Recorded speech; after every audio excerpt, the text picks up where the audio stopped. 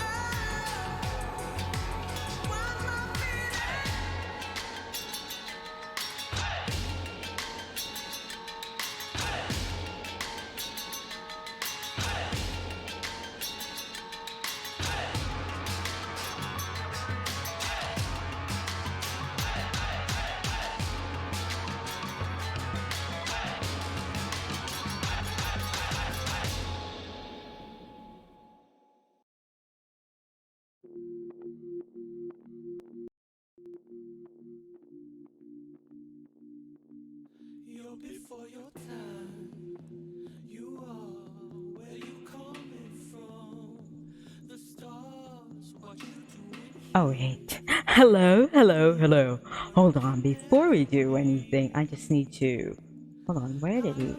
Okay, there we go. Hi, everyone. Um, oh nga pala. Ngayong gabi, tayo ay nagdiriwang ng huling araw ng buwan ng wika. Kaya naman, hello, Killer Current Inc., Shion and Myon. At dahil ngayon ang huling araw ng buwan ng wika, ako ay magpapakilala sa ating wikang pambansa na Filipino. Magandang gabi sa inyong lahat. Ako ang tagapagyanig ng daigdig, siyang nagdadala ng daluyong, laho at bagyo. Ang lumalaman sa 6 na buwan, sanhi ng karimlan, mutya ng saligutgot at dayang ng sigalot. Ako, si Binibining Bakunawa. Bibi for short. Hi! How are you? Did you like that? Hi! Barrels, hello! Echo, hi! Welcome! Tare ba? Ngayong gabi, susubukan ko na kung maaari ay mas magsalita sa wikang Pilipino dahil itong aking stream, broadcast, I don't know, ano bang Tagalog doon? Ay selebrasyon ng huling araw ng buwan ng wika. Huli man at magaling, si Bibi ay maganda pa rin. Hi, Netizer. Yes, it's been a while. Yeah. Did you hear my cute intro? I'll say it later. If anyone raised me, that's what I'm gonna say. Ngayong gabi, tayo ay mag-aaral. Oh, hello, 39 Seraphim. This is your first time to chat here. Welcome. Tonight we are going to learn how to write in Baybayin. Of course, we're also going to learn about other forms or, types of script in pre-colonial Philippines. And yeah, there's more than one. I know that a lot of us grew up thinking that, the pre-colonial script is called Alibata. Okay, spoiler alert. Later on, we will find out why it's not supposed to be called Alibata, but Baybayin. And Baybayin is just one of them. There are many. Hello, Urza. Hi. Guys, let's congratulate Urza. He just recently became Twitch affiliate. Yay! And speaking of reasons for celebration, I just recently reached a milestone on Twitter. I now have 500 followers on Twitter. I mean, that could change, that could go down or up, but hey, at least a milestone is a milestone. Hi, Disaster Mirror. Welcome. First time chatters. Wow. Where are you all coming from? How are y'all? Did y'all have dinner? Yes. August has been kind of tough on me, which is why, you haven't seen me a lot, but there's a lot of nice things that happened as well.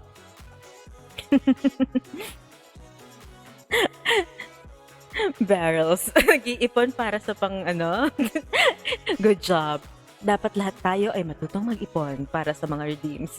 At para dun sa, money in real life.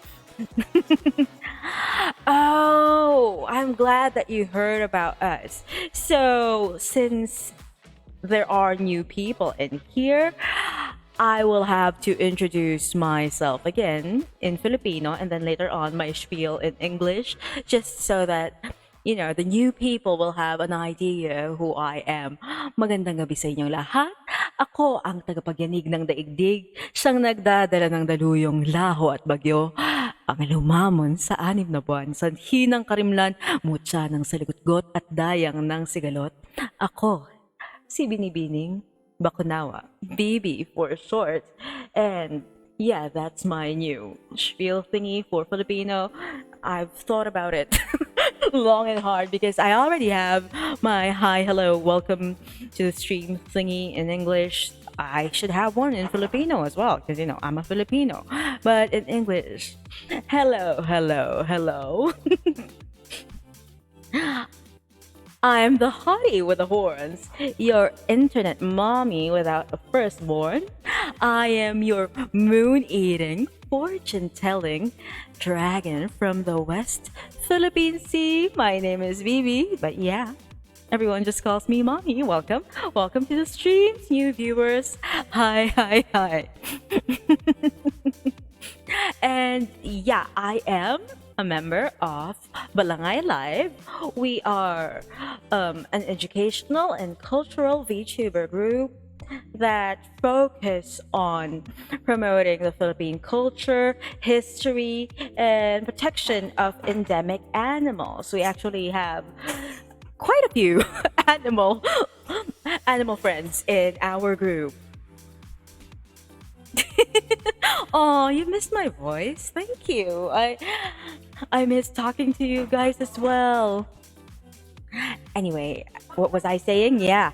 So tonight we will be learning mostly about Baybayin, but I'll also, in passing, talk about other Filipino ancient scripts.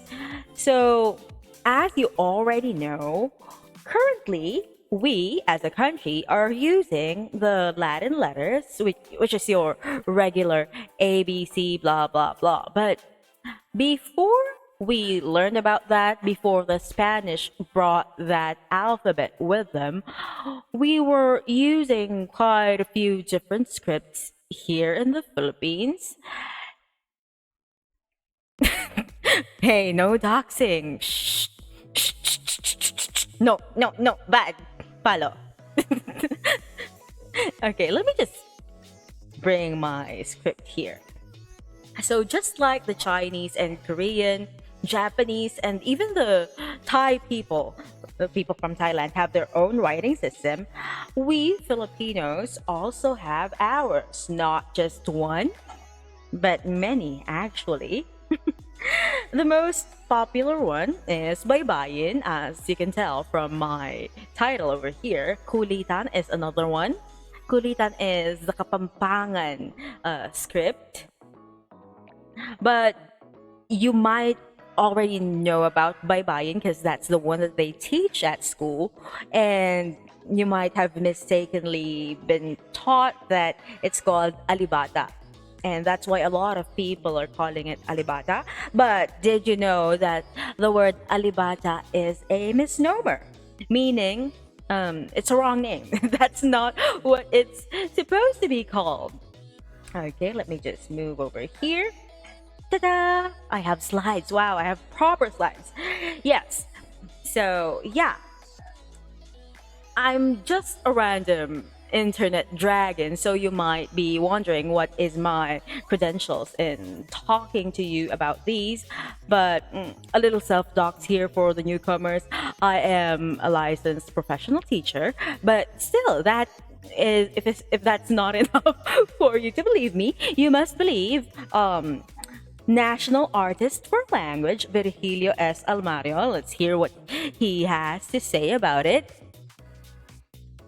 We will talk about what Alibata is later, Rain.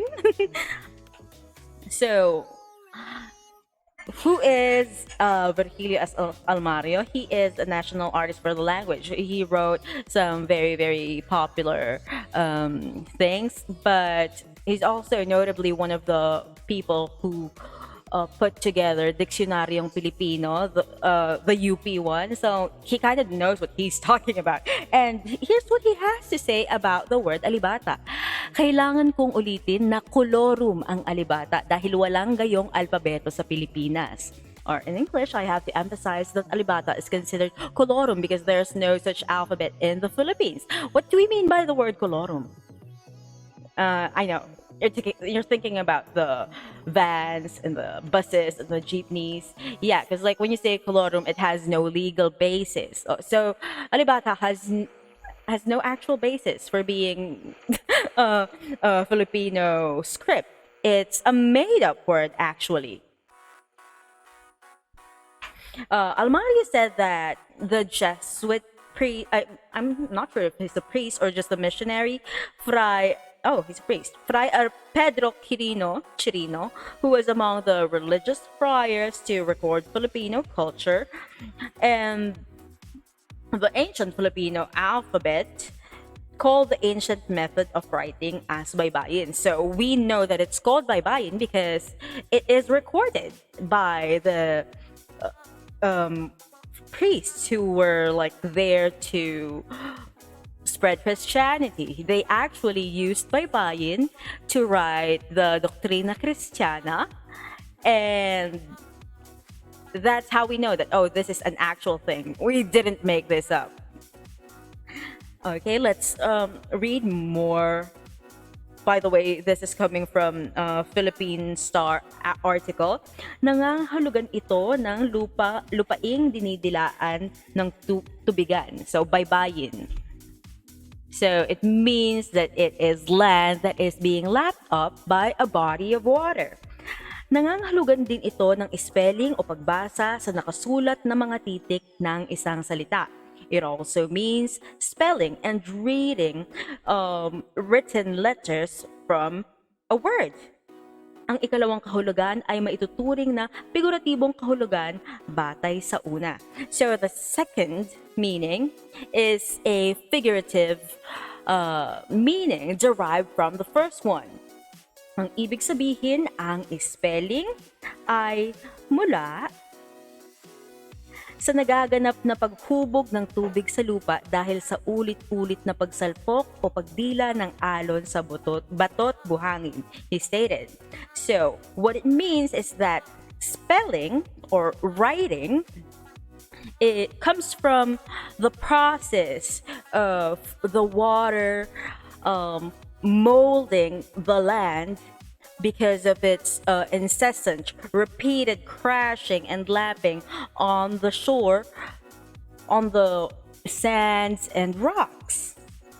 Almario explained that Alibata was invented by a teacher who thought that Baybayin was only derived from the method of writing in Arabic. Although, admittedly, there are writing systems in the Philippines that came from the Arabic writing system. The Baybayin is not that. Okay, let me quote him again. Kaya naisip niyang likhain ang alibata mula sa tawag na alif at bata para sa dalawang unang titik ng alpabetong Arabic. So, TLDR, someone somewhere thought that, oh, all the writing systems in the Philippines came from the Arabic writing system, and they took the first two letters of the Arabic alphabet, alif and bata, and that's what they called it. They made up their own word. And hold on, let me just make this bigger. And it's not even like when they made up this word, they meant specifically that writing system. They made up that word to mean all forms of writing system. So instead of saying alfabeto, which sounds Spanish, they decided to make up their own word, alibata, which sounded more Filipino. So if you would look here, this comes from Sevilla and Versosa. Versosa is the guy who coined the term alibata. Ang matandang alibata, quote-unquote, baybayin, ay binubuo ng 17 tanda o titik na nahahati sa 3 tinig at 14 na katinig. And the translation is, officially also coming from them, the old alphabet has 17 characters or letters divided into 3 vowels and 14 consonants. So it is very clear that they use the word alibata to mean alphabet, not the system of writing that the people used back then. And the other ones here are like just other instances of him using the word alibata, and it means alphabet. Okay? So again, it's baybayin, not alibata. So TLDR, again, some teacher somewhere invented this word to mean alphabet, not just the baybayin, but all types of alphabets. Then he got quoted to hell and back. So people misunderstood him, and they kept using the word until everyone thought that that is the right word. So you know how when you repeat a lie enough, it becomes the truth? That also applies for misinformation. Although technically they're not lying, it's just a misunderstanding, but it got repeated again and again, so everyone thought it's the right thing, even when it's not. Okay, now we know that it's not alibata anymore, it's baybayin. So what the hell is baybayin? Okay, let's go to the next one. So Baybayin is a Filipino abogida. Now, again, what is this term? Baby, what is abogida? What is this word? I've never heard of it. Okay. An abogida is a type of writing system wherein your base is a consonant, and that consonant always has a default vowel. What are your consonants? That is your B, C, D, F, G, you know, those sounds. And then your vowels are your A, E, I, O, U, those sounds. So it's always with a default letter A. Netizer, paano ang Z? The old Filipino script didn't have a letter Z because we didn't use that sound naturally. That was brought here by the colonizers. All right. So if you would notice, when you were taught the ABC song in Filipino, you don't say ABC. It's abakada egaha ilama na nga opa resata uwaya. Right? Right? There's also, there's always an ah sound. Okay. So that is what an abogida is. It's a type of writing system wherein there's always a default vowel sound, and to us the default vowel sound is ah. So everything is ba, ka, da. Okay, I have a very interesting note there, Netizer. I know that in Japanese and Korean, the L and the R are the ones that are interchanged. But interestingly enough, in the Filipino language, the D is the one that gets interchanged with the R. So when you say, sometimes you say daw or rao, din, rin, depending on how the sentence flows and the, what do you call that, the last sound before the word din or rin, right? So it's kind of different because technically they are coming from a different family of languages. Because Japanese, okay, let's not include Japanese because I don't really know much about it, but Korean, kind of close to Japanese, came from the Chinese language. There's a lot of intermixing there, but ours is more on the Austronesian side. So yeah, the sounds are kind of different. But also, I would like to note that our system of writing is a little bit similar to Korean because you have your base, what do you call that? Base consonant, and then you have to add a vowel beside it to change how it would, so that it has a vowel. And then you just put the sounds together before you form an actual character.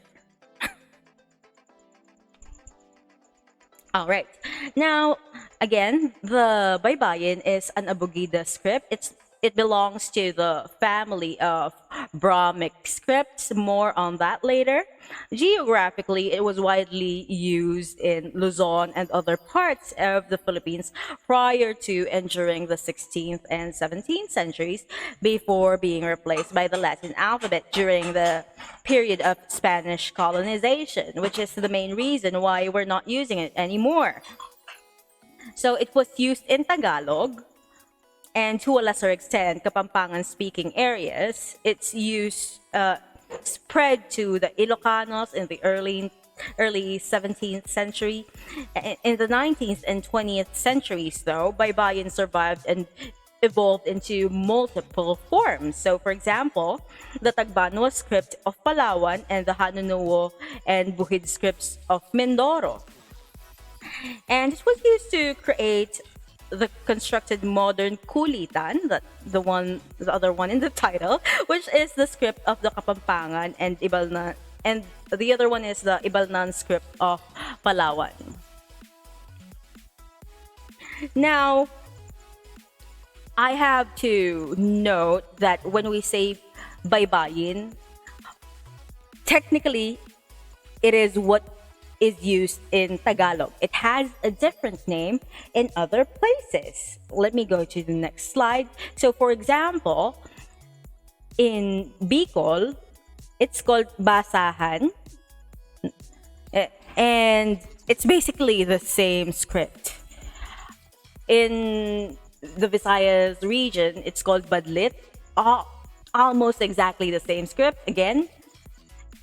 And Kulitan or Kurditan, it's also the same script, but that's what they call it in Ilocano. So why did we think that these were all different scripts? Because back then, the friars were like collecting samples of these scripts. And then, of course, when you are collecting script samples from different people, they would have different handwriting. And it was misconstrued that, oh, these are different scripts because they kind of look different. But if you're looking at it from the perspective of writing, like for example, me, since I know how to write in Baybayin, as long as I know like the difference between them. So for example, the pa in Baybayin has a little small line, whereas in Basahan it does not. As long as I know those tiny little differences, I would be able to read Basahan. Same is true with Kuritan and Badlit. But I will not be able to read Kulitan of the Kapampangan. It's a whole different beast. But in my case, I can because I studied both. And then there's Hanunuo, Buhid, Tagbanwa, and Jawi. Those are altogether different animals. So, Kuritan or Kurditan is not the right, it's the right term, not Kurdita. As you can see in this little infographic here, it's been corrected. Kulitan along with Baybayin, Basahan, and Badlit, including Old Kapampangan Kulitan, so emphasis on the old, not the current version, are the same script. They have the same basic structure of each characters, and those variations are due to the fact that the Spaniards who reported those samples, which were taken from different places, specifically in each language region, are just handwriting samples of a single script. So you can think of it as they're just different fonts, basically, because different people wrote them. So you can also think of it this way.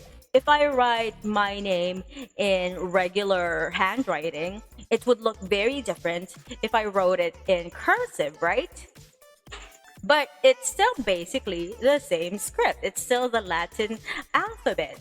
It just looks a little different, but it's still the same. That's how these other ones work. Now let me just open that again.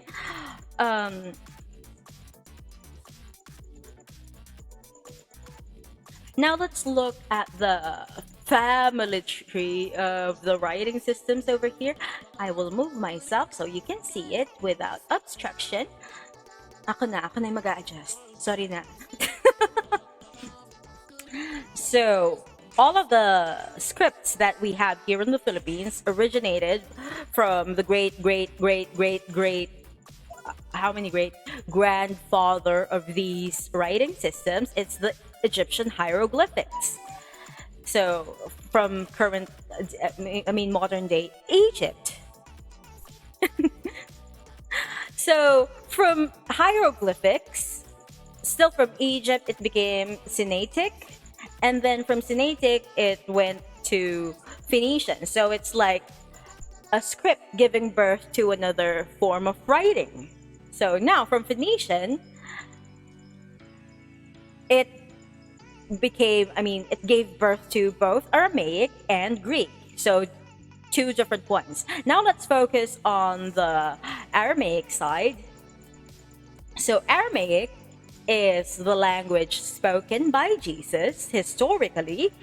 And if he were literate, I have no information whether or not Jesus could read and write.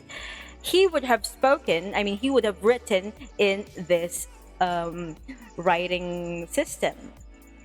Now, Greek, you know who the Greeks are. I don't need to explain that to you. But from the Greek side, that's where the Old Italic came from. And from the Old Italic directly, that's how the Roman, script is born. So, yeah. Oh, thank you for following Sotix Alien. So that's how we got the Roman alphabet, the one that we are using, the one that you can actually read. Now let's focus on the Aramaic side now. So from the Aramaic side, it produced both Syriac and Brahmic. The Baybayin is obviously on the Brahmic side of things, but let's look at the Syriac side. So Syriac begotten Arabic, okay, still in use in the Arabic nations and those who are Muslim. Arabic gave birth to Persian script, and from Persian, that specifically is where we got Jawi and Kirim. Jawi is the writing system used in Greater Sulu by the Tausug, and Kirim is the one used in the Greater Maguindanao by the Maguindanao people. Now let's go to the Brahmic. This is where we are getting the ones that we are actually studying tonight. So from Brahmic, we see Palava and then Kawi. If you would notice, Kawi is looking a tad lot like Thailand script, right? They kind of look the same. And the reason is because Kawi and the Thai script both came from Palava. That's their common parent. So Kawi is an old script used in Java because our old people came from there.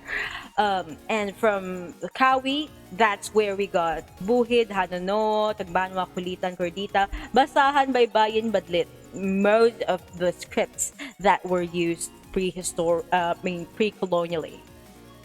All right. Now let me move back over here.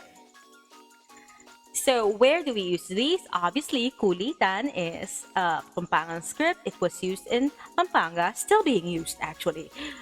Hanunua is in Mindoro, Buhid also in Mindoro, but they have two over there. Tagbanwa is in Palawan. I've already talked about Jawi and Kirim. Kulitan is Ilocano, so in Ilocandia and other places that speak Ilocano, I kind of speak Ilocano, but I didn't have to learn it because it's basically the same thing as Baybayin, and I already know how to use Baybayin. Okay, Basahan is in Bicol, and Badlit is the Visayan version. Alright, so as you can see, again, the Kulitan, Baybayin, Basahan, and Badlit are the same script. And they're just a variation from samples of handwriting. Now, these other four scripts, Tagalog, Hanunuo, Buhid, and Tagbanwa, all are different scripts. And you can actually use them because they are listed in Unicode. That means if I type something in Baybayin or in Hanunuo or Buhid, you will be able to read them from your Android phone because it's in Unicode. And you can actually type with them if you download like a special keyboard, because obviously the normal keyboards that come with your phones do not have these. You need a special keyboard, but it's definitely doable. You can actually confess to your crush in Baybayin and they will never know unless they know how to read and write Baybayin. Which, by the way, I actually used it that way when I was in high school. Story time. Okay, so before we go to the fun stuff, let's do the story time, okay? Why am I very, very interested in this? Aside from I'm just interested in writing and language in general, I actually learned how to write in Baybayin when I was in elementary school. I was a fucking nerd, okay? I'm not denying that. So I had no use for it. So eventually, I forgot about it. Now, in high school, we learned about it again. Kinda, sorta. We didn't really dwell on it. But there was this guy. This guy was, I don't know, he had very complicated feelings for me. And I was young and I liked validation. I liked knowing I'm pretty. And so I entertained it. He was writing to me in Baybayin, thinking I will not be able to read it. This fucking dumbass. Like, hello, have you met me? Have you fucking met me? I'm a nerd. That's literally my branding. People hate me because I'm a nerd. Why are you confessing to me in like a nerd script, thinking I won't be understanding that shit? Anyway, TLDR, I replied to him also using Baybayin, but because I was an asshole, I used a graphing paper and I did it like in a spiral. Like, good fucking luck reading that shit. Anyway, TLDR, that lasted for a while. I was like, I don't know, fourth year high school, third year. And then we kind of broke up ish when I was in first year college before I turned legal for other women reason. But it's okay. I mean, they had a kid very early. That shit is not for me. At least I'm still hot. But yeah, that's how I'm very, very familiar with Baybayin. I actually used it in writing love letters in high school because I don't know.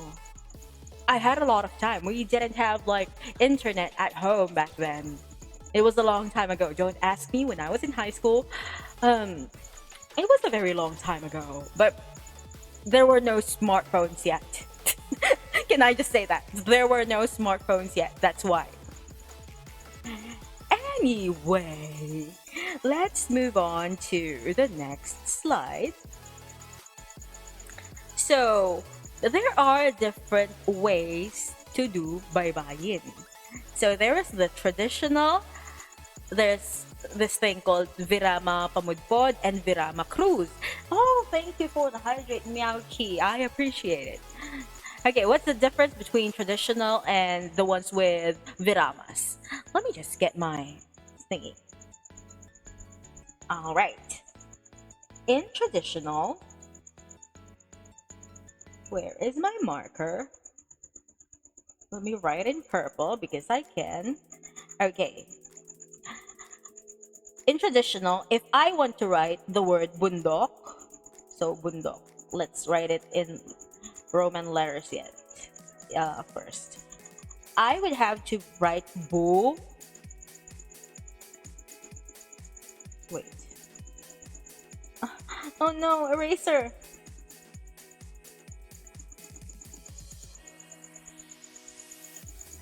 Where is my... Is this pen? Is this marker? I don't care. Okay. But if you transcribe it, this would be bu and do. What happened to the N and the K? The N and the K would be implied. You will have to guess it if you want to read it. So it got very confusing when the friars got here and they wanted to use the script to teach Catholicism, the Bible, to these people, the Doctrina Christiana. They were like, yeah, that shit's not gonna fly here. They're not gonna know how to pronounce it or whatever. So they invented the Virama Cruz. So it's a cross. Hello, Ling. So what does a Virama do? A Virama is a concept that is used when writing that cancels out an implied vowel. So remember, when I write this, ba, it always has an A sound. So what if you needed just the B sound and not the A sound? You would put a virama, in this case a cruz, to cancel out the A. Now, what is virama pamudbod? So some people were like, yeah, that's useful, but I don't like the part where they put a cross to Christianize the script. You know, that's very, very colonizer, big colonizer energy. So they invented pamudbod. So instead of writing a cross, they would put this tiny line in place of it. Okay, others also used an X, so these all serve the same thing. But, so which one are we going to use today? I'm not going to teach you traditional because that shit is confusing as fuck. Especially if we were using like special letters. And when I say special, they're not included in the original abacada of the Filipinos. It's also confusing when you have like a name that is not traditionally Filipino because a lot of the reading comes with guesswork. So instead of, guessing that there's an N and there's a K, it would be better if we put it there. So I'm going to use the Virama Cruz. Why the Virama Cruz? Teacher BB, why are you using that? That is very, very colonizer. I know. If I were given a choice, I would be using the Virama Pamudbod because that is less colonizer energy. You know what I mean? But here's the thing. We just have to deal with the fact that in modern day society, the people who enjoy using Baybayin, whether stylistically or practically, use the Virama Cruz. It's the one that is most useful. And writing, in its essence, it needs to be understood, you know? So what's the use of writing if the other people will not understand it? Communication, that is the key. So whether it's writing or talking and in a new language, the goal here is so that you are understood, you are able to communicate. That's why we're going for the Virama Cruz. Although it's very, very colonizer, I don't like that, but we just have to deal with it sometimes. Okay, I will cancel so that okay, now we go to the fun part. Let's talk about how to actually use this script. So as we said earlier, all of the consonants have their implied vowel A, the A. But let's not talk about the consonants yet. The Virama Cruz, it's written underneath. So for example, again, if it's B, not ba, I would put the cross down here. Okay? Hold on. But we would go there later. Let's erase this one because we will be talking about the independent vowel sounds. Now, unlike the consonants, vowels can freely exist on their own.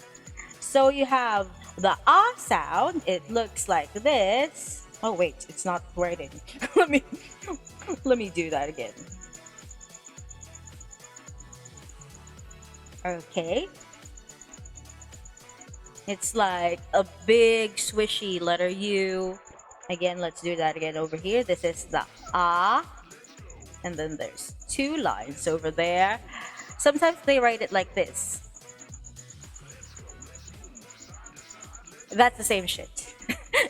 It doesn't have any difference. It's just a different way of writing it. But that is your A. Now, let me just erase this. Bigger eraser. Yes, let's fucking go. So is kind of simple because it's just one sound, understandable. But the it's this one. It's like a wave and like tinier waves down. So two lines, a wave and tinier waves. Let me just erase everything again because apparently you can't see it on my screen. Let's go here. So a wave and three or sometimes two. It doesn't really matter. It's your handwriting. You do whatever you must. This is both and e because back then, well, even now, it doesn't matter if it's or e. That's why if you would listen to some Filipino languages, they interchange and e a lot. And I know in like the Tagalog speaking, especially in Manila, they make fun of that. Honey, you're just uncultured. You don't know that our language works like this. Stop making fun of other people just because their language works differently from yours. Right? Because like I noticed that in television they would like accentuate and be making they'll be making fun of like especially Bisaya because they interchange the e and the e a lot. Yeah, that's just normal because our writing system and our language work like that. So e and e, it always gets interchanged because they have the same exact way of writing it. Also, the same is true with o and u. So o and u looks like this, kind of like a number three. Yeah, basically make a number three. That's o or u. O, u. And even if you're like from Manila or like any of the very very Tagalog areas, you would notice that o and u gets interchanged a lot, especially when you put them in a sentence. So for example, the word po, obviously, when you pronounce it on its own, it's po. Or at the end of the sentence, magandang gabi po. But if you put it in the middle of the sentence, the sound changes magically into an ooh. Oh, thank you for the raid, Triple X Lore. Hi, welcome Raiders. Hi, welcome. Thank you. Oh my god. I was in the middle of explaining how o and u are interchanged because that's the way our language works. But hello. I am the hottie with the horns, your internet mom without a firstborn. I'm your moon eating and fortune telling, but now language and writing teaching dragon from the West Philippine Sea. My name is Vivi, but you can call me Mommy. Thank you for following Yomi Seller. And thank you for all the first time chatters over here. Hi. Yes, we are on learning stream. And for those of you who are Filipino, I just I just said it earlier, but let me repeat my Filipino welcome spiel. Magandang gabi sa inyong lahat. Ako ang tagapagyanig ng daigdig, siyang nagdadala ng daluyong laho at bagyo, ang lumamon sa 6 na buwan, sanhi ng karimlan, mutsa ng salikot-kot, dayang ng sigalot, binibining bakunawa. Maligayang pagdating. Hi! How are you? What were you streaming? Yes, kabog intro. I know, right, besties? What were you streaming? Was it fun? Hi. I'm good. I just had dinner before this, and now we are learning how to write Baybayin. Yes, I'm so sorry I sneezed. Now there's a typhoon.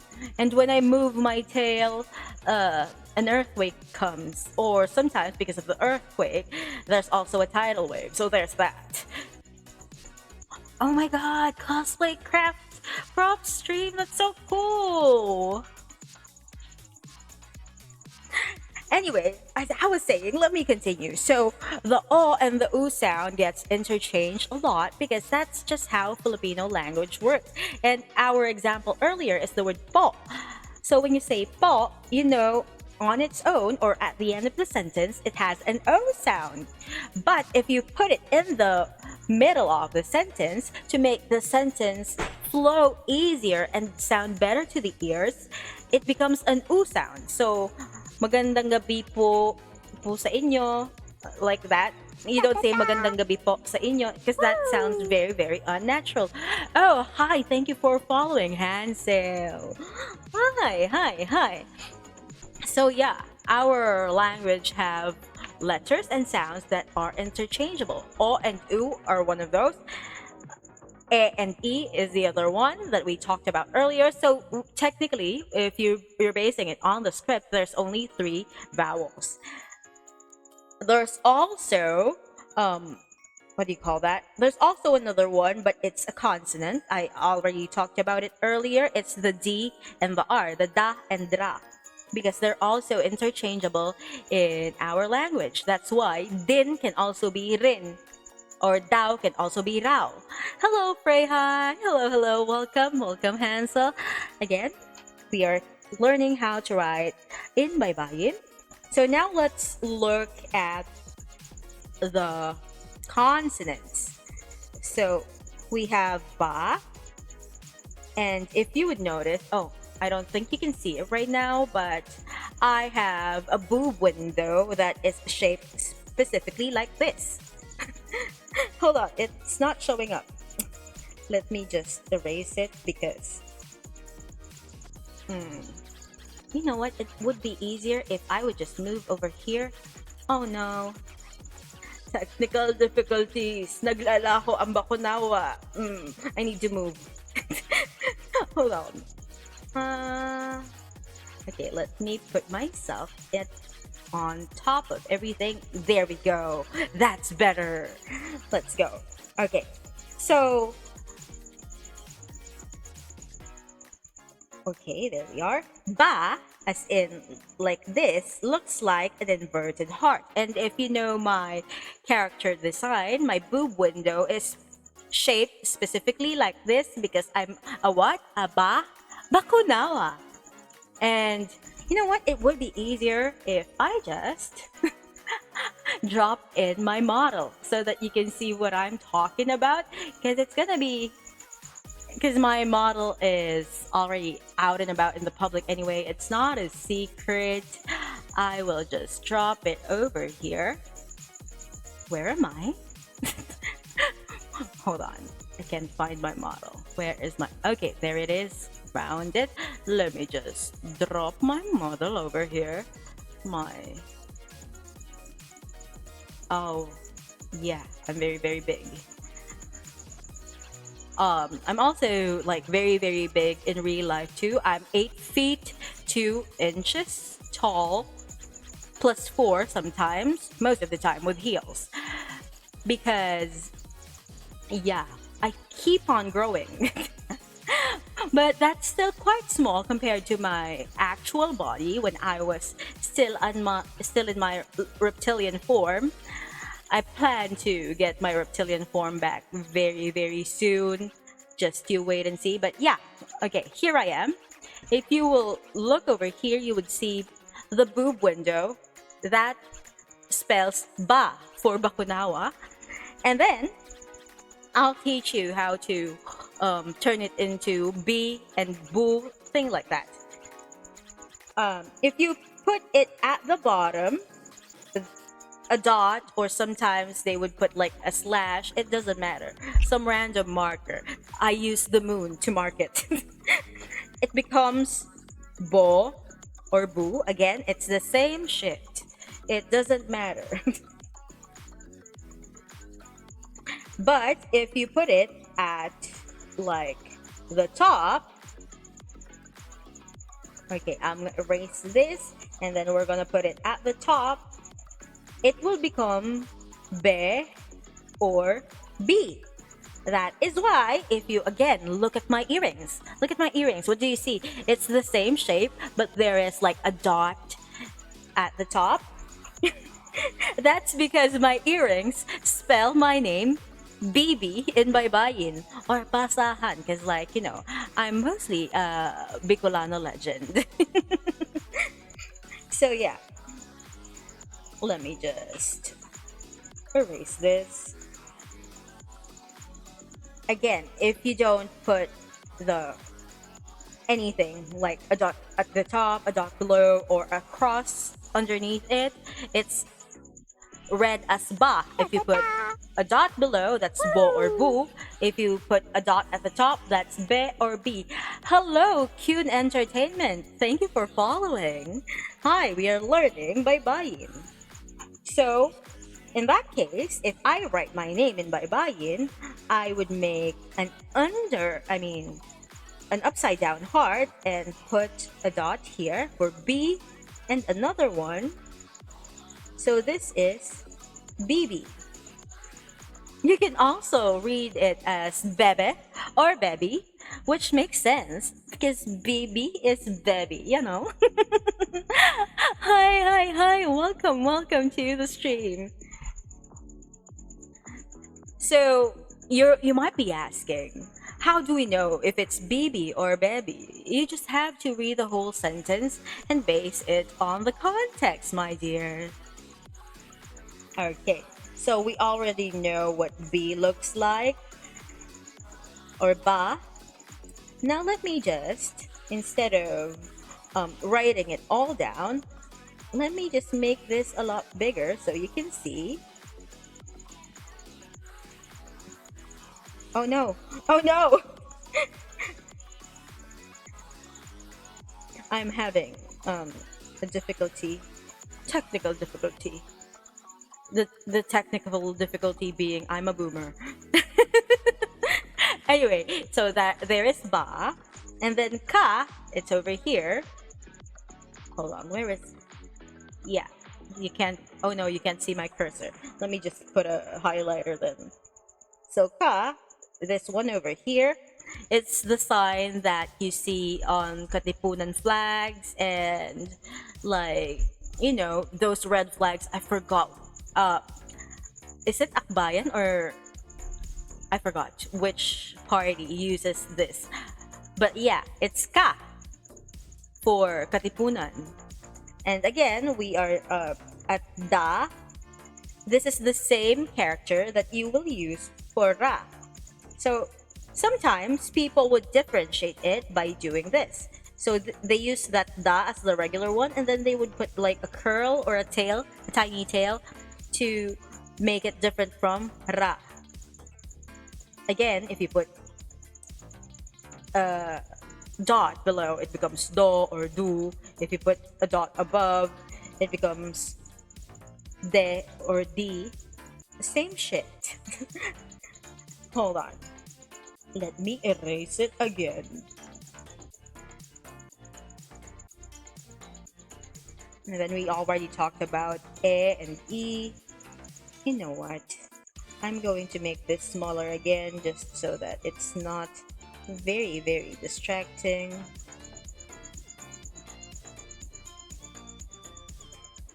Okay, so ga, it looks like a number 3, and then you have like this.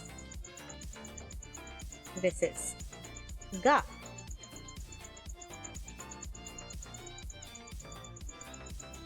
Again, if you want to change it to ge or gi, you put a dot at the top.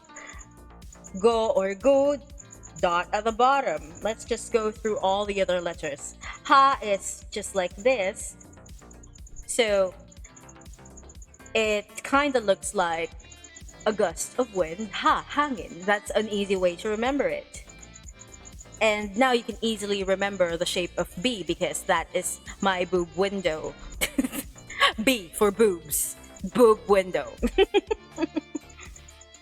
And then ha, la kind of looks like ha, but you must add like this, a tail. So that's la. And no, our la is not the same as the, oh shoot. It's not the same as the Japanese la, which is interchangeable with ra. Da is interchangeable with ra though in our baybayin. What else? We're going to ma. So a U shape and then a line. This is ma. Woo! And if you want it to become na, that U shape would be upside down, and then you put some curly things here, and this is na. Hello, Tears Kun. Welcome. We are just learning how to write in Baybayin. Oh, I forgot to tell you guys, you can redeem in the channel points if you want me to show you how to write your name in Baybayin. I think I did put that there. I will write it here for you so that you know how to write your name here. All right. Now we go to nga. So nga, although in modern day we treat it as two letters together.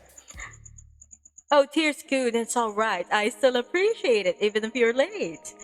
That's still great. Welcome to the stream. Where am I? What was I saying earlier?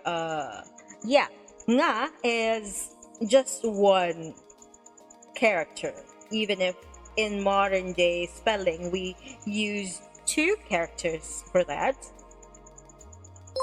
So it's kind of like this. So you have this U shape again, it's repeated, and then you curl over here. Oh, I'm being rated again. Thank you for the raid, Hikari. Thank you. Welcome. We are now actually learning the baybayin. So we are at nga. And then, what else? We already saw how to write o and u. Pa is written like this. Pa. And sa like this.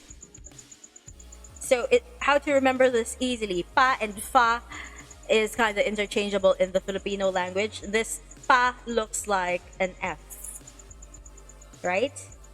For sa, you make a letter V like that and then make a 3. That's it. Hi, your PC crashed? Oh my god, is it okay now?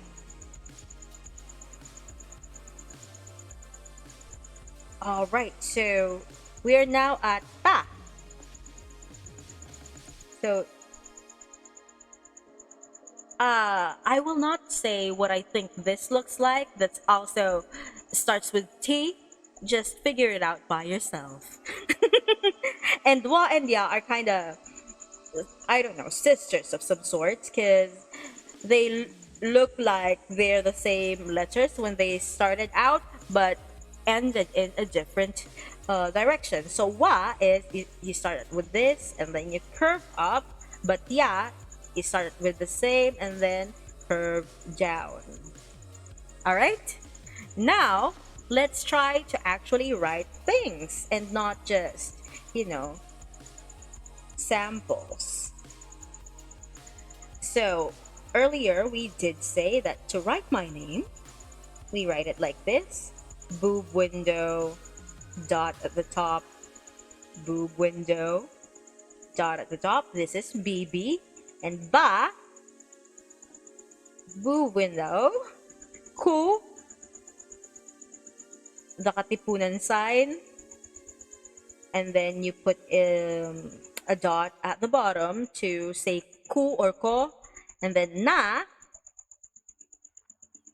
you do this, and wa, like this.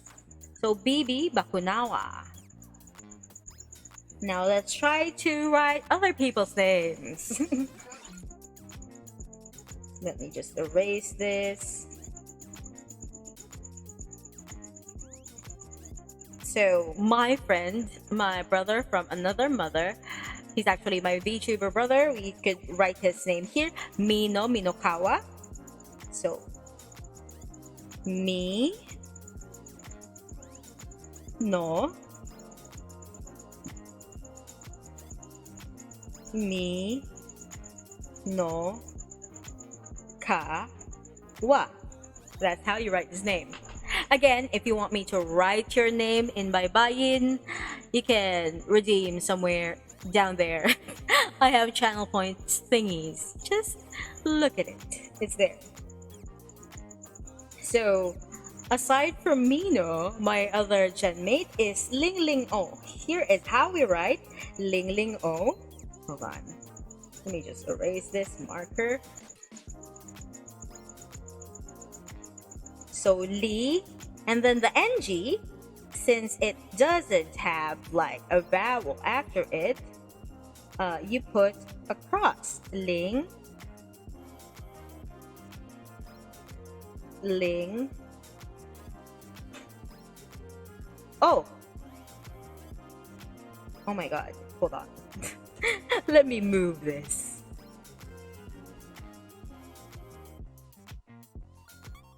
There you go. You can easily see it better. So this is how you write Ling Ling O. Our gen name. Let me write the gen name. Our gen name is Liwayway. So this is how you write Liwayway. Oh, why? Li. Y. Y. And we are called Liwayway because, you know, I'm a moon eater. Mino is a sun eater. And we kind of meet during dawn. Bukhang Liwayway. And our VTuber group is called Balangay. Let's write Balangay.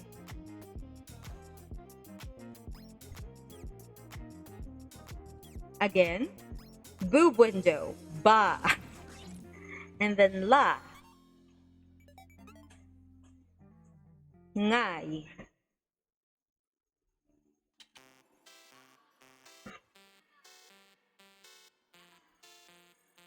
Okay, that's how you write balangay. I know my writing here is not that very good because honestly, the Canva pen is kind of janky. Alright, let's erase this one. How do we write the country's name? Pilipinas.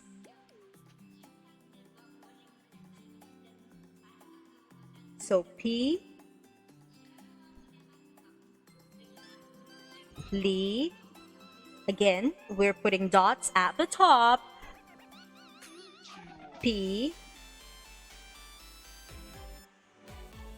Nas.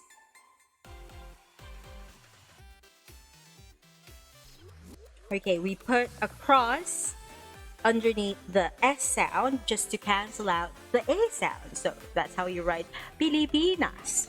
And this is how you write Filipino.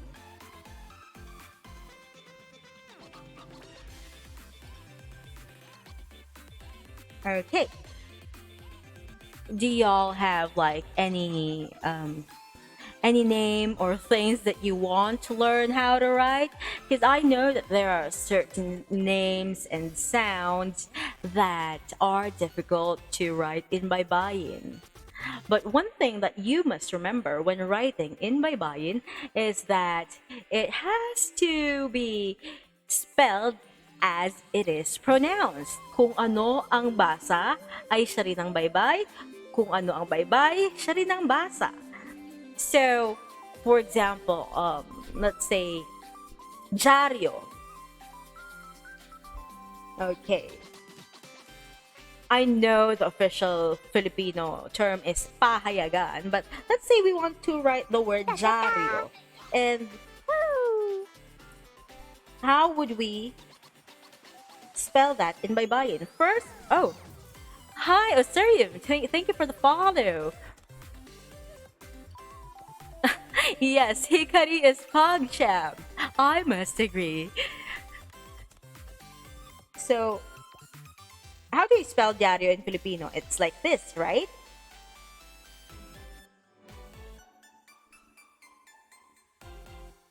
Or, I don't know. I don't know how to spell in Filipino, but let's put it like this, the. And then we put a cross because we want to cancel out the a sound. Yeah. And then, okay, let's do the curl. Diar. Yo. Okay, but what if it's a more complicated sound like shh? Okay. So I remember the other day, I think it was Isai who was asking me how to spell Sierra. So you would spell it like this, right? And the tendency for new learners is that you would, oh, hold on. Hold that thought, Hikari. We will go to that next. Is that you would like take the sounds, I mean the letters one by one. That's not how you do it in Baybayin. So if the name is Shera, you think about how you would spell it the way it is pronounced. So it will be Sierra. You don't do the double R. So this would look like this. S, and then cross. Yeah. Ra. Or it could be Redashira, but like that's just how the language works. E and E are the same. Now let's try to write what Hikari said. Makislap na tala. Let's go. Let me just pick. Oh, let me get a marker for that. All right. Ma. Ki. Lap. Na. Ta. La. Okay, I'm just writing it like this downwards because I don't know. There's not enough space at the top, but yeah. Anyway, less it is, it goes from left to right. And then like that. Just like how you write your regular letters. Yes. So this is how you write makislap na tala. Hikari, I will be sending this to you later after the stream. Yes, I'll do that. Anyone else would like to, get their name or tagline written in Baybayin? We can do that, definitely. Hold on, let me just erase this.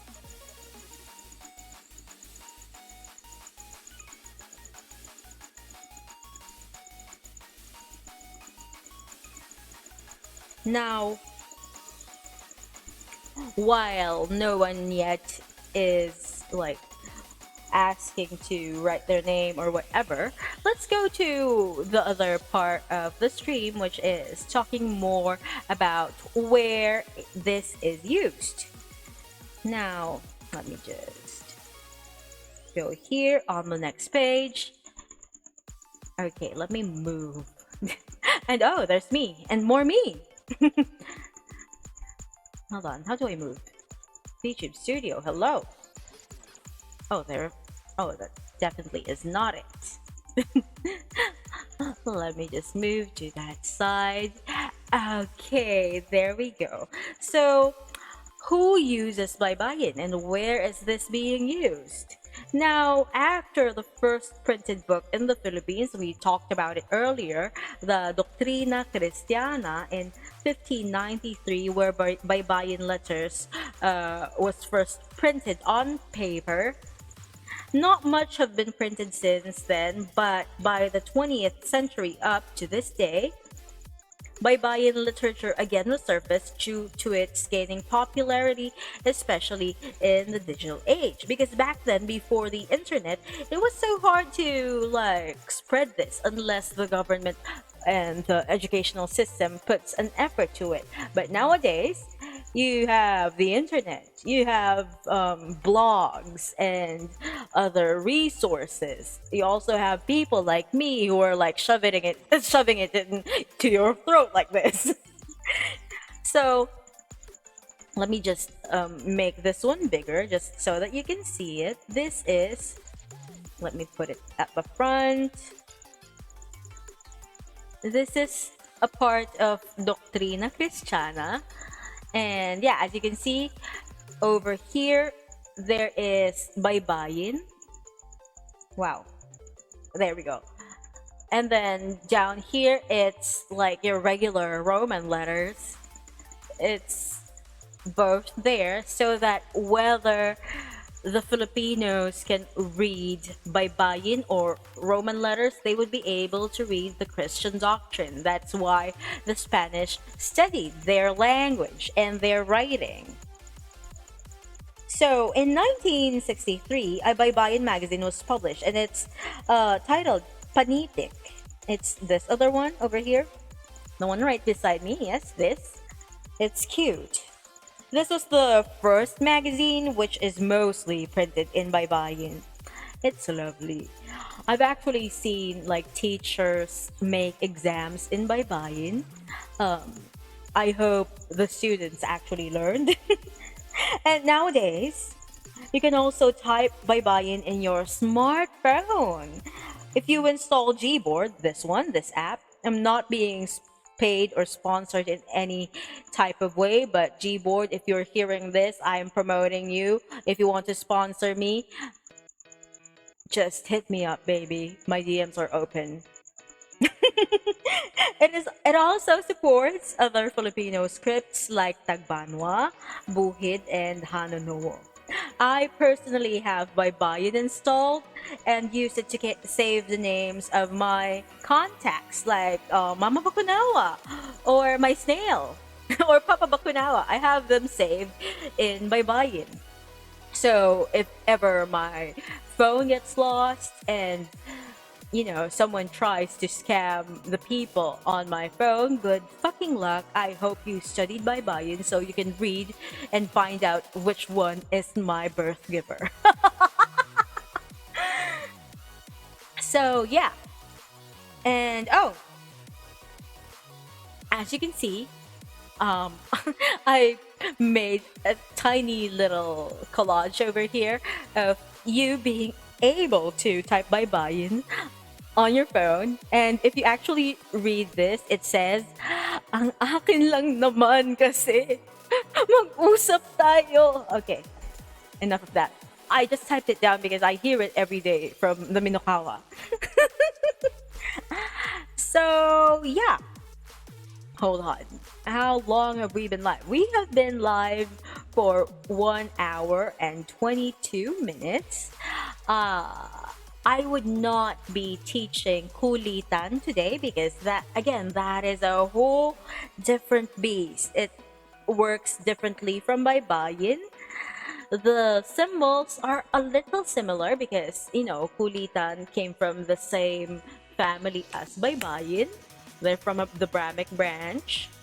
But instead of like just going from left to right, it goes, okay, stack characters, then go down while stacking those. And then from going down, you're going from right to left. It's so fucking wild. So, yeah, we will not be doing that today. We will do that some other time.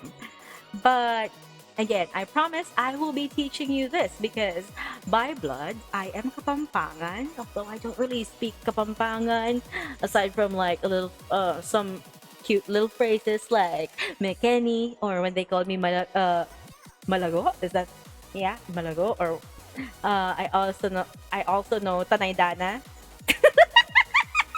But mostly, I mostly speak Filipino and English. But like compared to my Kapampangan, which is almost non-existent, I'm better at Ilocano. I can say a lot of mean things in Ilocano. Like I can tell Mino that, what the fuck are you saying? I'll fucking punch you. Anyat tibambaga, danog-danugan ka. Hmm. All the things that I can say in Ilocano and other Filipino languages, not very good for stream. So I stick to English and Filipino. But yeah, what I can do though is teach you how to write again in Kapampangan script called Kulitan. So as you can see over here, ang batang makulit sa Yakulto nadadawit. Anyway, I just found this really cute. Because Magindara, Yakult, and Kulitan, Kulit, Kulto. I don't know. It was very, very late. I believe I've made the slide at 4 or 5 a.m. with Mino. But the point here is Kulitan. We will be learning Kulitan soon. Not this month. Oh, yeah, definitely not this month because today is the last day of August. We're going to Jose Marichan territory tomorrow. It's going to be September. But yeah, the thing that you're seeing here, the one that looks like a Chinese seal that goes from top to bottom, it's how you write in Kulitan. And it says Kulitan. And if you would like look at it, the signs, I mean the symbols that are used are similar to Baybayin, simplified, but at what cost? They made it more complicated, but it's actually very, very fun. There are still a lot of Kapampangan people who are very interested in it. They still try to use it on art, on their tattoos, and there are some who use it for making sigils in witchcraft. I'm not saying that it's me. Definitely not me. No, no, no. I'm not. I'm not doing witchcraft. What are you saying? Huh? Huh? Huh? Who said that? Not me. Anyway, so yeah. Do you have any questions, class? We have like a few minutes to spare. I can talk about Baybayin, Kulitan, maybe other how do you call this? Other Filipino scripts, Filipino languages. Hold on, let me just mute my other tab.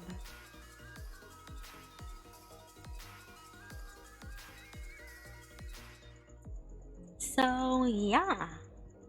Anyway, right now, I think it's the birthday collab of Isai and Piñapple Pie. Don't forget to read Isai. She's a wonderful person. I love her. She's actually the very first Filipino VTuber that I learned of. Weird, I know, right? Like, she's the first Filipino VTuber I learned of, and now she's with me in Balangay. That is really amazing. So, yeah. What else? What else do you want me to tell you and teach you? Do you want? Okay, let's move to my just chatting screen. Oh yeah, good that I came here because as you can see, I have my tarot cards right in front of me.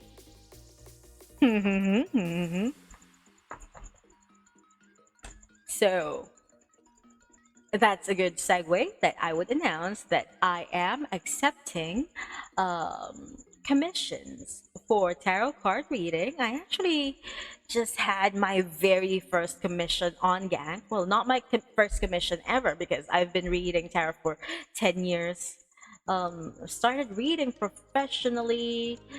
I forgot what year, but like it's been a long time. I've been doing this for a while. But it's the first time that I got a commission from Gang, and I'm really happy for that. So, if you would like to support me, I can give you tarot card readings on Gang. Yes, yes, yes. And if you don't have the money for that, you can support me by sharing my links, liking and commenting on my posts. You think that that's just a simple thing, but for me, it's very important because I am a very small VTuber, like currently physically, because I'm a chibi right now, and numerically, I'm just starting out. I just reached 500 on Twitter, and hold on, I forgot how many I have on Twitch. I think I have about 400 on Twitch. Oh, 413. I'm aiming to get like 500 at least before I debut on November, which is my birthday. Yeah, it's my birthday on November. I'm also debuting on November. So, as a birthday gift, if you can really help me get my name out there, tell your friends about me, your parents about me, your enemies, your teachers, your classmates, introduce them to the great fortune telling Bakunawa. That would be so amazing. Even if, it doesn't cost you a single cent to like or comment my posts, share it, but that does a lot for me. Oh, there's another thing I want to talk about. Currently, I know that I have like 413 followers, but I've noticed that there is a surge in the follow count because I wasn't streaming for the past, I don't know, 3 4 days, but people were constantly following me, and I realized that it was because my post on Facebook popped off. Like, currently, how many shares do I have in that post? Let me check quickly. Hold on, where is it? 어디에서? I can't find it. Let me just go to my page directly. But yeah, basically it's a post about, one of my pet peeves is that when heterosexual people say top or bottom when they mean dom and sub. Like those two are very, very different things. And they would say like, oh, this person looks like he is a bottom because he looks very tame and submissive. I'm like, Bessie, that's not a bottom, you're describing a sub. And first of all, you don't know that. Second of all, you shouldn't be talking about that about a person that you are not like in that sort of relationship with, because those are terms to describe someone's sexual preferences, like top and bottom. Like, yeah, I get that it's also used in like different in other things, but if it's used in that way, that's what it means. A top is someone who gives, if you know what I mean. Like, they do the pitching, and the bottom is the one catching, if you get my drift. Like, I don't have hand assets for that. Oh my god. Just imagine I have hand assets that does the finger insertion thing. Yeah, it's a physical thing. It's a position or act. It's like saying, what's a good analogy for this? Don't ask a person if they're a top or a bottom unless you have intentions of having same sex intercourse with that person, because that's what's for. What that's like asking them what preference do you have in what position do you want to do it. That's incredibly rude. So yeah, unless you're in that like position or situation, do not just ask people if they're top or bottom. They would announce it if they want to.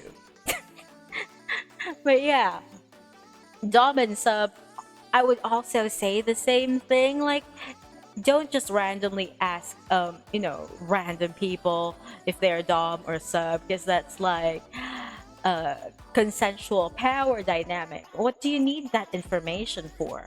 What do you need to know whether they're the ones doing the domination in bedroom or whatever? That's incredibly rude.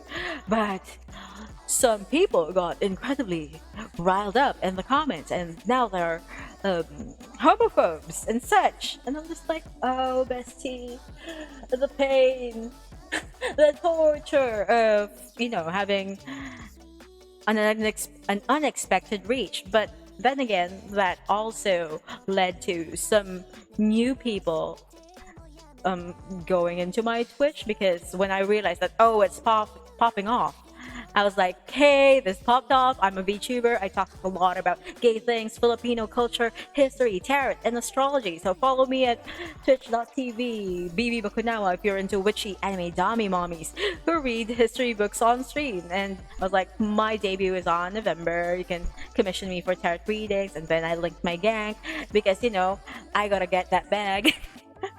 But long story short, it now has like 10,000 shares and 6.6 thousand reacts, almost 200 comments, and at this point, I don't really like the negativity, so I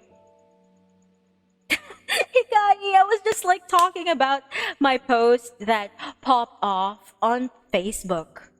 Because like there's been weird people trying to add me, or like they're commenting homophobic stuff, and I'm like, Bessie, this is not your space. But thank you. Here is my Twitch. Follow me if you wanna I don't know, watch Dommy Mommies reading history and tarot cards.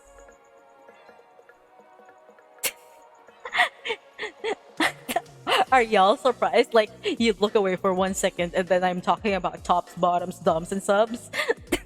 I know, I have like quite the range when it comes to my content.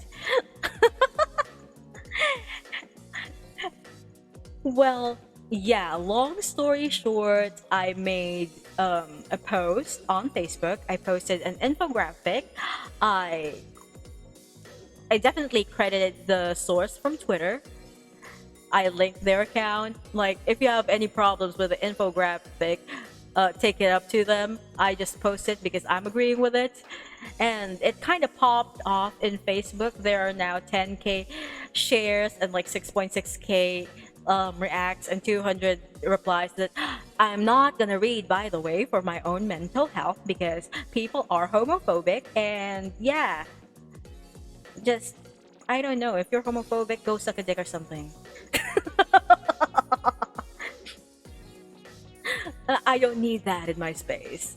But yes, what was I going with? Yeah, that's the reason why I suddenly went over 400, because some of them did follow me. Great. But also at the same time, at what cost? Some weird people are adding me on Facebook. I mean, I like that gay people are adding me and accepting me as part of the community. I'm a gay icon now. But at the same time, I wish they wouldn't message me about like if I'm interested about DOMs and subs, and I'm like, bestie, what the fuck? I'm literally an anime girl. I'm two-dimensional, talking about tarot and history on the internet. Oh, and to top it all off, I'm a fucking dragon. Go get some maidens, touch some grass. Anyway, the only thing I am interested in dominating right now is the world. Your mom. What? Did I say that? No, no, no. That wasn't me. The world and your bank accounts. And maybe charts. Who knows? Who knows what I could be up to?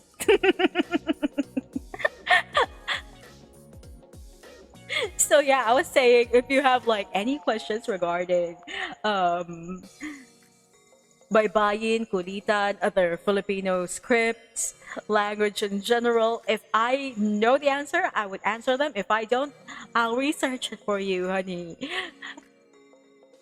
But yeah, I started talking about the Facebook thingy because no one was asking a question yet. So I was like, yeah, this is time for me to talk and talk and talk.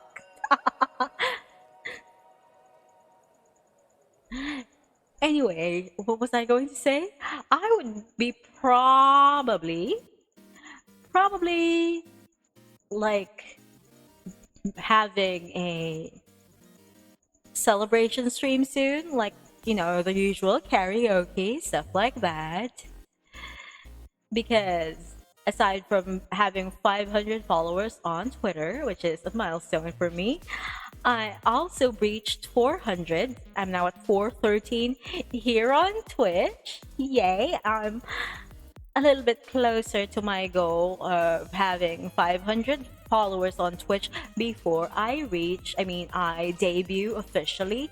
I know I've been streaming for quite a few months and it's been very, very scuffed. Uh, the thing that you're seeing right now, this tiny little thing, is not my final form. This is a freemium um, type of model. This is not my real model. The one that I showed you earlier, that is my model. Oh, tarot cards. So how and where did I start learning tarot? That's a very nice question because it's kind of funny. I've always been interested in the occult. Like, there was a time when I was like a literal child, I picked up a book about magic, and as I was an actual child, like elementary student, I thought that it was like, magic tricks and stuff like that. And I read it, I tried it, and after I tried it, I realized, oh, it's not talking about that type of magic. It was talking about ceremonial magic, some sort of like witchcraft, if you may. And yeah, I've also been always interested in astrology, the zodiac signs, whether it's, the regular astrology that we know, the Scorpio, Cancer, blah blah blah, or the Oriental one, the Chinese one, where it's just animals and we're going by years. And then come like college years, there was this one friend. I went to her house. We were just hanging out with a bunch of other friends, and in her house there was a tarot deck. It was like just on the shelf, laying there unused. It belonged to her aunt. And if I remember correctly, her aunt doesn't even use that deck all that much. And so I picked up the deck. I kind of played with it. I read the manual once over just to get a feel of how it's like. But like before that, I was already like having tarot card readings in Quiapo. Like, I went there quite a few times. Not really accurate with them, They're not really paying that much attention. None of the readings that they gave me came true because they're always telling me that I'm gonna get pregnant with a man. I'm not gonna be happy in my marriage. I'm like, I'm kind of old now, and hi, I'm gay. What man are you talking about? But anyway, that aside, so I picked up that tarot deck and I started trying to read for myself and for my friends. Hi, Popo, welcome. We've already finished learning about Baybayin. We will learn Kulitan next time, which is the Kapampangan version. Thank you for the intern raid. Hello, hello.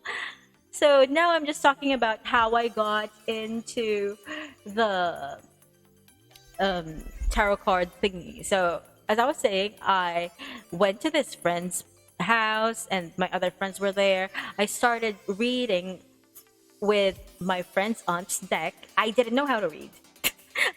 In No, not in the I'm illiterate kind of way. I didn't know how to read tarot cards back then. That was like more than 10 years ago. And I just sort of winged it. But here's the funny part. My readings were like accurate. Like my friends were like getting goosebumps and getting shocked because I was good at it. And I was like, hey, maybe it was meant for me. Oh, pencil, it's okay. It's alright that you're late.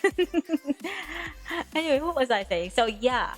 So, that's how I started getting interested in buying my own deck. And then I got my very first deck, which is a regular Rider Waite deck. It's called the Universal Tarot. I still have it. It looks very, very old now because it is. It's more than a decade old. And that's how I started learning. It included a book, which I don't know where it is now. I wish I could find it again because it's a very good starter book.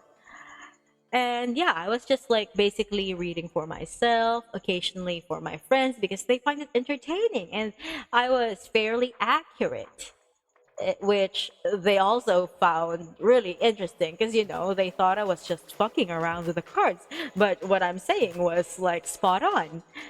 And then fast forwards a few years later, I was like basically hustling because I was studying and working at the same time. I had two jobs. I was, in it for the money. And a thing that I did to have more income was to buy and sell dolls and tarot cards, both of which were hobbies back then for me. So I loved collecting Monster High dolls and Ever After High dolls. So I bought them, a lot of them in certain places, and then I would resell them at a higher price. Yeah, I'm a hustler. I did the same for tarot cards and other types of cards. If I didn't like this deck, I would sell it. And then there's this person who I've been selling cards to for a few transactions. It was a repeat customer, and they kept on trying to tell me that they want a reading from me. And I was like, no, I'm only doing this as a hobby. I'm not a professional, because I was young and stupid. Even if it's very draining to do, because there's some sort of, energy exchange going on. I get really drained after a long day of reading tarot. So I did not take that into account. So I was like, no, I don't want to read for you. Besides, they were asking me to go to MOA. That's like pretty far. Even if they were like paying me well, it was like 400 pesos. And back then that was like a big thing, because if you go to Quiapo, their readings were like 100 pesos a pop. So I was like getting offered 4 times the rates of those in Quiapo who have been doing it for years and years and decades. So that was like the first knock for me. The second was like I met this guy. It was in Cubao Expo, because like there was a time that I was always in Cubao Expo, like almost every day. I hung out at this place called Four Strings, where they sold ukulele and they also sold food. I was bandmates with the owner, so I hung out there a lot. I also play the ukulele, if you didn't know. Um, and then there's this guy who's like, he's wearing a fedora. So I thought he was a fucking dweeb. I didn't want anything to do with him. And he was like, just shuffling his cards. His cards were like tiny, like travel size, a mini. And he noticed that I was doing tarot readings for friends, for funsies. And he was like asking me, how much do I charge and if I had like a mentor. And I was like, no, I'm doing this for a hobby. And he looked disappointed. Like he he didn't say anything, but he the look on his face, it told me that, I wasn't doing the right thing. And that got me into thinking. So I started charging people. And yeah, even back then when like the pandemic started, it was like part of my regular income. If you know the group Zodiac Sign Trash Talkan, I used to read for people from there. I also had a YouTube channel where I read tarot cards. Like I'm doing the whole pick a card reading. What does your future self want to say to you? Stuff like that. And yeah, I got kind of burnt out though because the videos were pretty long. Like it was like half an hour to an hour and a half long. It was long to film. It was long to edit. And I'm like, maybe this is not for me. This is very draining. And then after that, I moved on to streaming, but not here on Twitch. I streamed in an app called Kumu. So it's mostly Filipinos, overseas Filipinos who grow there, local artists. And it was fine. I met some friends, but it was kind of awkward for me because people tend to ask for a reading as if it's just a party trick. And I'm like, it's very draining, first of all. Second of all, I'm a professional tarot card reader. Why are they asking me to do it for free, for funsies, for their friends? I don't even know these people. And yeah, that's why I kind of stopped there. And but I wanted to really go back into the whole tarot card reader thingy online. Like I just know that that is my direction. That is where fate is leading me to. So I decided to become a VTuber because number one, it's less taxing for me to talk on screen without, people yammering about wanting to get a free reading. Now, when people are like talking in my chat box, it's mostly mommy, mommy, oh, your voice is so hot, mommy, blah, blah, blah. Or, oh, your model is cute. And that I like instead of like the old stuff, which is like, oh, can you do me a reading? My husband is like this and like that. And they're not even paying me, Bessie. They're trauma dumping on me. I. Like I do want to help people, okay, let me get that clear. I like helping people and their problems through whether it's like regular counseling because I'm a teacher too, or it's tarot counseling, but that takes time, energy, not just like physical energy, it's emotional energy, spiritual energy. And I need to be compensated so that I don't burn out like I did before. So yeah, that's like basically the summary of my tarot journey so far. But yeah, it's all great now. I have my listing on Gang. I am accepting new customers. You can also do donations if you like. I understand that there are people who don't believe in the whole tarot and astrology thing, but if you're one of those and you still want to support me, you can just donate in my Gang. There is a link down there. It's in my panels, yes. Or just follow me. Like follows on Gang is fine too. Or yeah, you can recommend me. Definitely you can recommend me.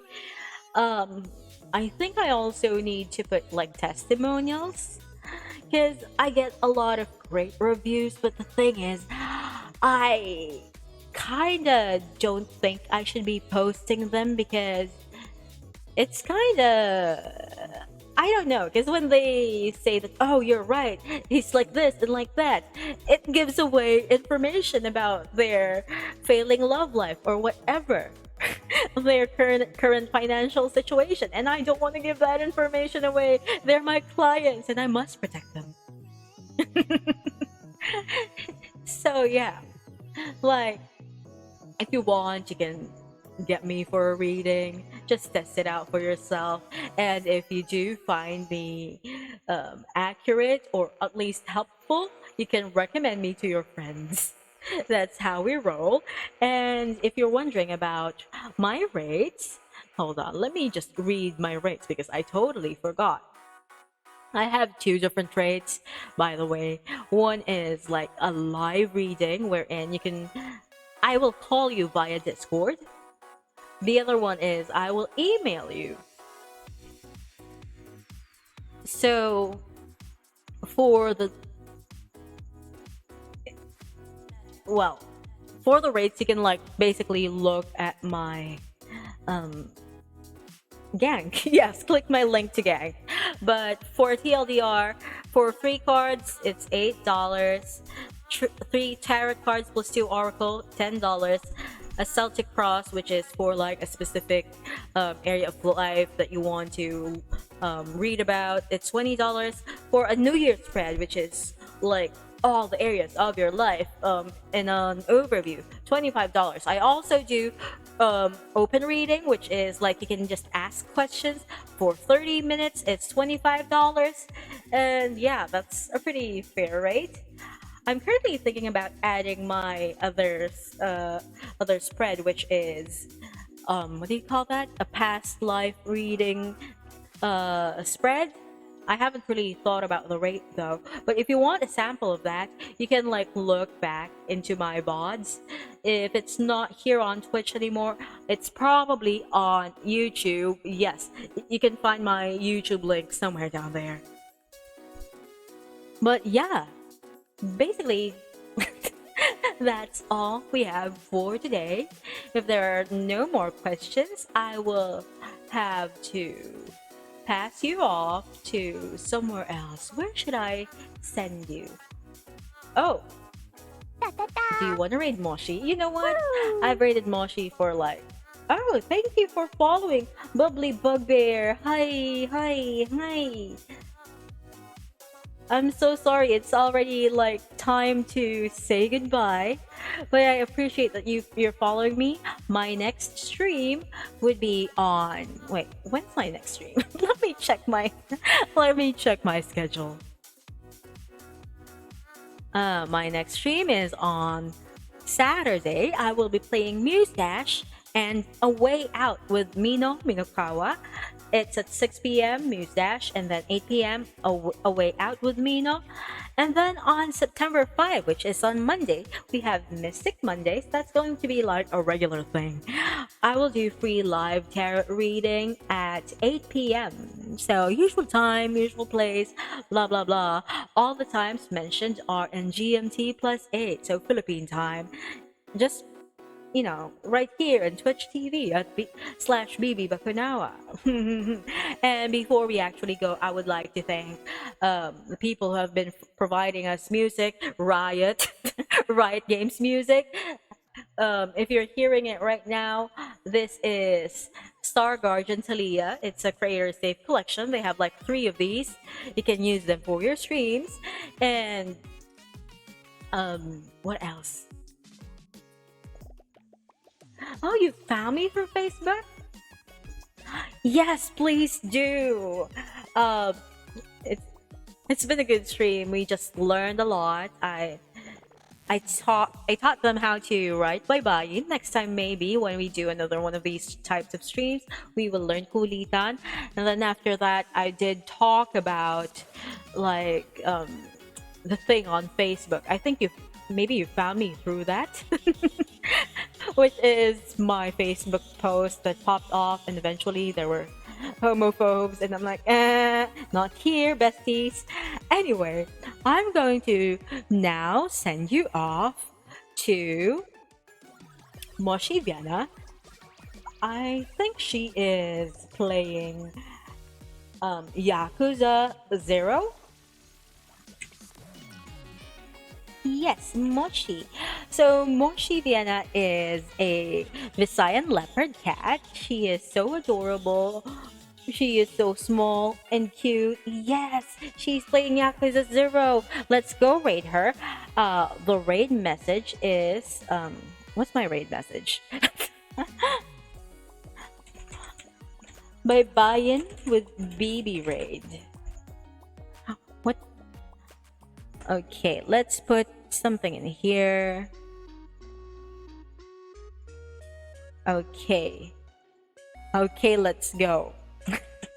Just replace it with the dragon emoji if you don't have like my emojis.